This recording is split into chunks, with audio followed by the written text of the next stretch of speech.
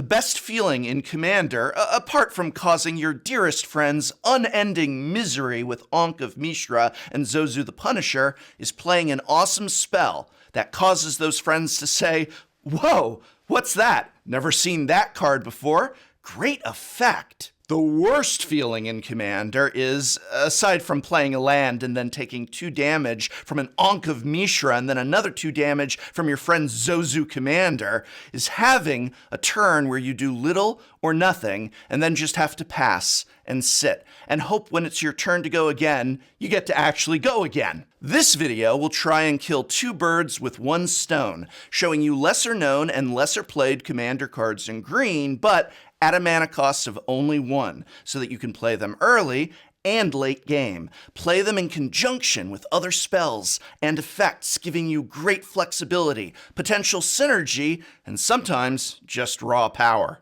Knowledge of these cards is power, because after all, knowledge is power, which is why today's video is brought to you by Audible, where I am able to give you, my students, that knowledge and power for free. Even less than 1 mana. Audiobooks are a fantastic way to accumulate knowledge, to pour through the works, the minds, the emotions, the lessons and life history of others, and use it all to become a better, more rounded person. Also, if you use my link, you get a free audiobook that never goes away and some other downloads and free content, and that's like getting a code for a $30 to $40 product for free, so that's worth a click, right? That's worth a click. I don't know, free is free, and keep it forever and just keep it forever. It's forever and forever. It's a free audiobook, Jim. You can browse the massive, utterly massive library of available titles that Audible has and pick whatever your heart desires. But if you'd like a recommendation from me, I'm going to go with one of my favorites. While there's more expensive audiobooks in the library that you can get for yourself for free just by clicking on my link, this is a collection of short stories that I taught for nearly a decade when I was a professor of English. Drinking Coffee Elsewhere by ZZ Packer. Her stories plunge us into the worlds of people living on the edge and to the flashpoints that make or break them in their lives, that shape their worldviews forever. I would require this entire collection of my students. I cannot recommend Drinking Coffee Elsewhere by ZZ Packer enough, and with just a few clicks, I'm able to just give you the entire audiobook for free. So start listening with a 30-day Audible trial. Get 1 audiobook and unlimited Audible original monthly downloads absolutely free. Visit audible.com/Tolarian Community or text Tolarian Community to 500-500. You'll be able to get all that awesome free stuff, check out Audible, and help the channel out while you do. If the hyper-efficiency of competitive tournament Magic has worn down your nerves, Commander offers a pleasant alternative where you can relax and play out huge, splashy haymakers. Even so, it's important to pay attention to your mana curve to ensure that you have plenty of action available to you from the very beginning of the game. If you find it a struggle to find cards for just 1 mana that are good enough to play early on and also late in the game, you've come to the right place. Today, I'm here to share with you 1 mana spells in green that you probably didn't even know existed for Commander, but probably should find a home in some of your decks. Even a common card like Caustic Caterpillar can cause contention among your Commander cohorts. Obviously, this 1/1 insect from Magic Origins can provide relief from a troublesome artifact or enchantment by just sacrificing it for 1 generic and a green. This can be used immediately when you play it, and it doesn't have to wait around due to summoning sickness. Having this ability tied to a creature can play nicely with a wide variety of cards. Black Market gets a charge counter whenever a creature dies. Meren of Clan Nel Toth gets an experience counter whenever a creature you control dies, and then at the beginning of your end step, choose target creature card in your graveyard. If that card's converted mana cost is less than or equal to the number of experience counters you have, return it to the battlefield. Otherwise, put it in your hand. It's going to be pretty easy to keep getting back Caustic Caterpillar with Meren each turn if you need to destroy an artifact or enchantment. And of course, you can use graveyard recursion like Phyrexian Reclamation to bring dead creatures back from the graveyard and replay them. Even without death triggers or graveyard recursion, Caustic Caterpillar can serve as a nice little monkey wrench in your opponent's plans. If you play this little insect on turn 1 or 2, any opponent that was planning on putting down the dreaded Rhystic Study or Smothering Tithe will have to reconsider. Are they really going to waste a precious removal spell like Swords to Plowshares or Go for the Throat on a little 1/1 caterpillar? Just the threat of being able to use Caustic Caterpillar can give you a ton of virtual value by delaying your opponent's plans.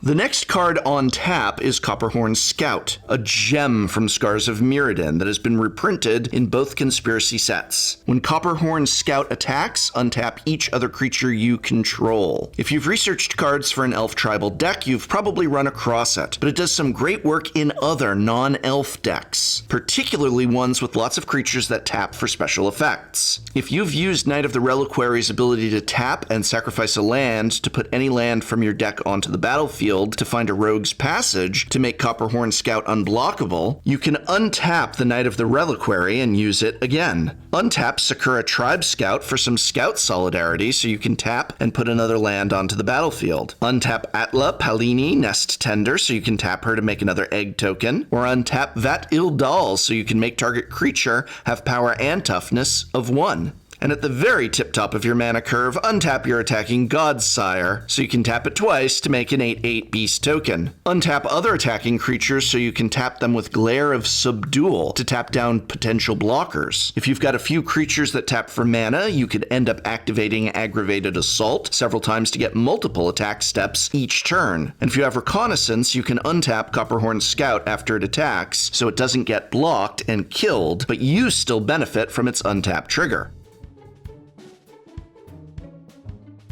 Moving along, like a pachyderm hiding in tall weeds, Elephant Grass will make you wonder how in the world you've been overlooking this little enchantment from Visions. If your deck's color identity can't take advantage of Propaganda or Ghostly Prison, which forces any opponent who attacks you to pay 2 mana for each attacking creature, maybe you can take advantage of this green enchantment instead. It does have a cumulative upkeep of 1, so you'll want to wait to cast it until it's really necessary, but the protection it will offer from swarms of attackers will be well worth the 1 mana to cast and the cumulative upkeep for several turns. It gets even better if your opponents have any black creatures. They can't attack you at all with Elephant Grass on your battlefield. You can lean into this effect by playing cards that change colors of cards. Painter's Servant was recently unbanned in Commander. When it enters the battlefield, you choose a color, say black, and all cards that aren't on the battlefield, spells, and permanents are the chosen color in addition to their other colors. Paired with Elephant Grass, no creatures can attack you at all. Darkest Hour is an enchantment that makes all creatures black, so that's another way to build this sort of pillow fort. Scuttlemutt is a great underused card, a 2/2 scarecrow that can tap for any color mana, but it has a second ability that lets you tap to make target creature the color or colors of your choice. If there's a huge threatening creature on the battlefield that isn't black, you can turn it black with Scuttlemutt, and it will have to attack someone else. If the cumulative upkeep gets too onerous, then there are ways to bring Elephant Grass back from the graveyard, such as Dowsing Shaman or Crystal Chimes.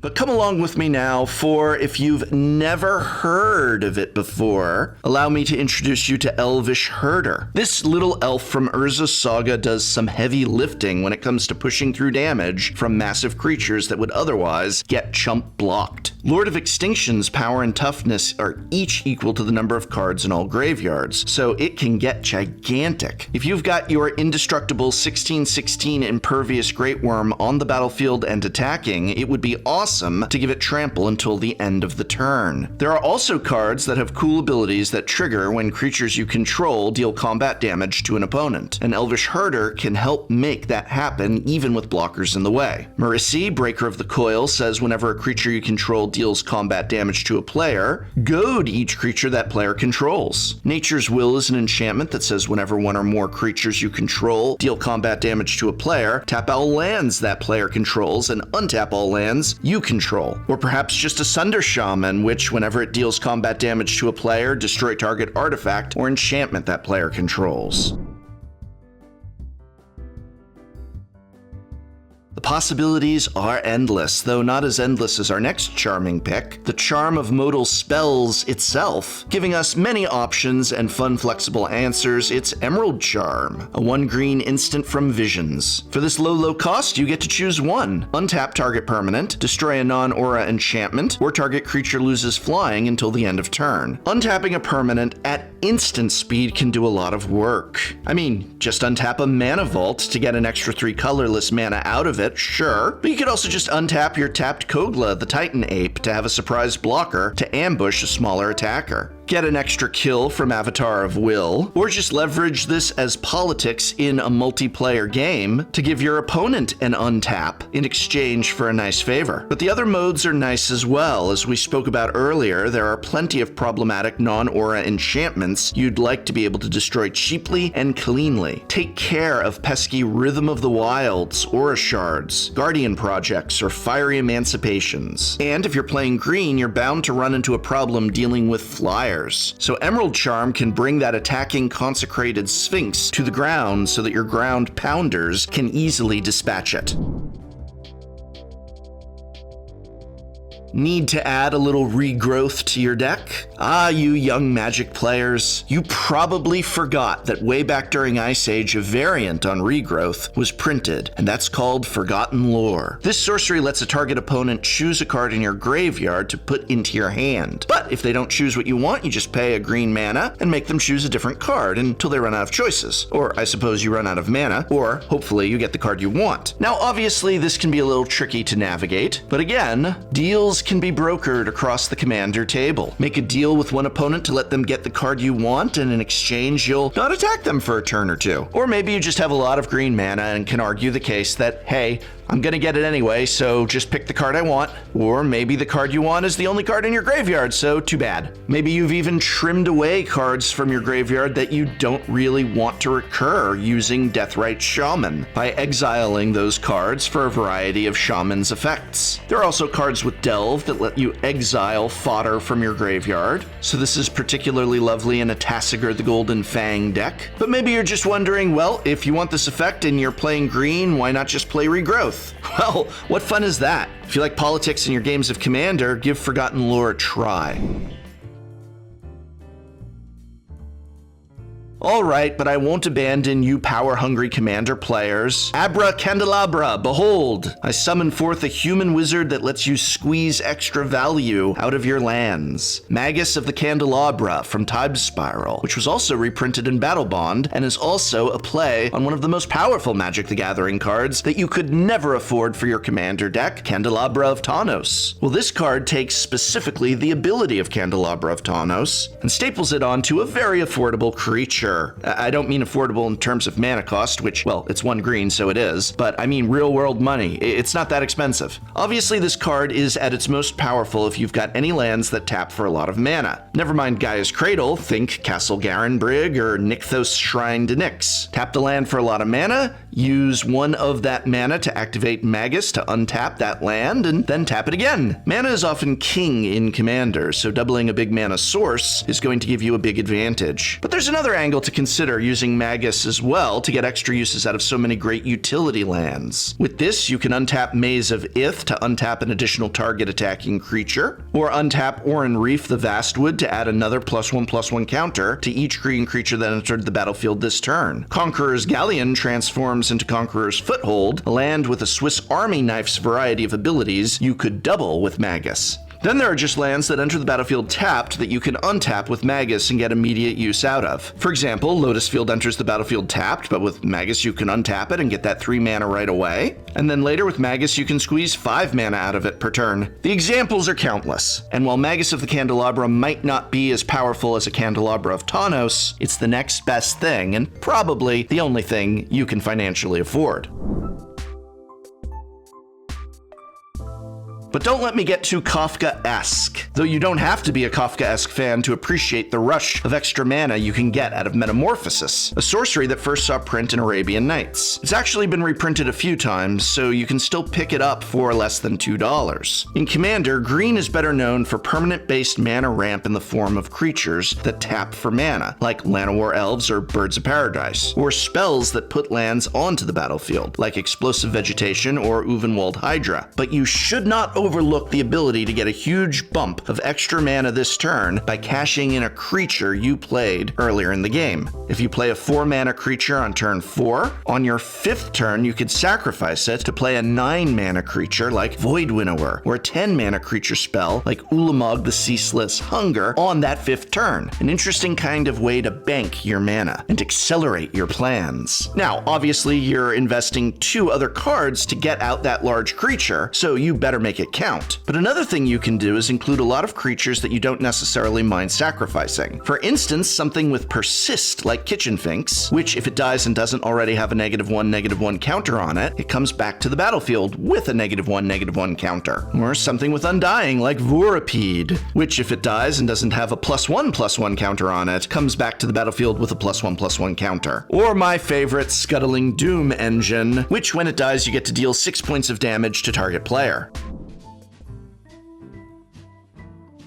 Next up, what else might you have forgotten in green at 1 mana? Well, you might be throwing away your shot at dealing with flyers if you didn't give some consideration towards running Scattershot Archer from Conflux. This 1-mana creature provides you a 1/2 body that taps to deal 1 damage to each creature with flying. That's 1 damage to every single creature with flying for no mana investment, just tapping. It's not pinging a single flyer, it's doing that damage to every single flyer. Now, when people think about flying threats in Commander, what might come to mind are large flying threats like Ultvara Hellkite or Gizella Blade of Gold Knight. But a lot of times what gets you are hordes of small, pesky 1/1 flyers or 2/1 flyers. Things like the fairy tokens that come from Elia, Artful Provocateur, the spirit tokens from Kaikar, Wind's Fury, or a bunch of Thopter tokens from Hangerback Walker, Sharding Sphinx. Now it's true, sometimes you do need to deal with those large flyers, and with a little extra help, Scattershot Archer can still provide assistance. The easy button is giving it Death Touch, which isn't too hard to do in Commander. Nightshade Peddler's Soulbound ability provides Death Touch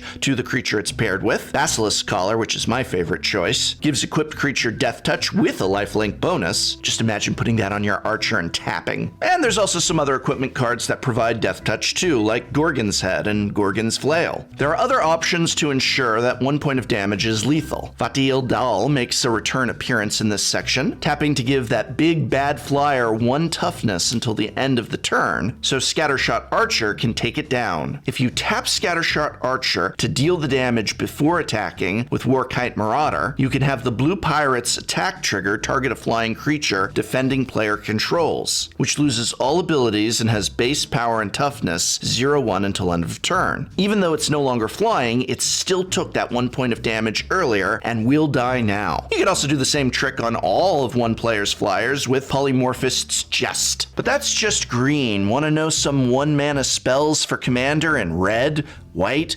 blue, and black? Be sure to see the rest of the series. Special thanks, of course, go out to the immeasurably talented Bennie Smith, who served as the script supervisor and writer for this entire series. If you want to see more of Bennie's work, you can check out links that I've posted in this video's description. And of course, thanks to our editor, Jonathon Choi. And if there's any other cards in Commander that cost just 1 green that I failed to mention, and that you think people don't know about, doesn't count if everybody knows about it, then be sure to post your secret spicy tech in the comments below. I hope very much this video has been of some help to you. We just completed the 1-mana series. Did we leave out any 1-mana cards that you think should have been mentioned in green or otherwise? Let me know in the comments below. Special thanks again to sponsor of this video, Audible.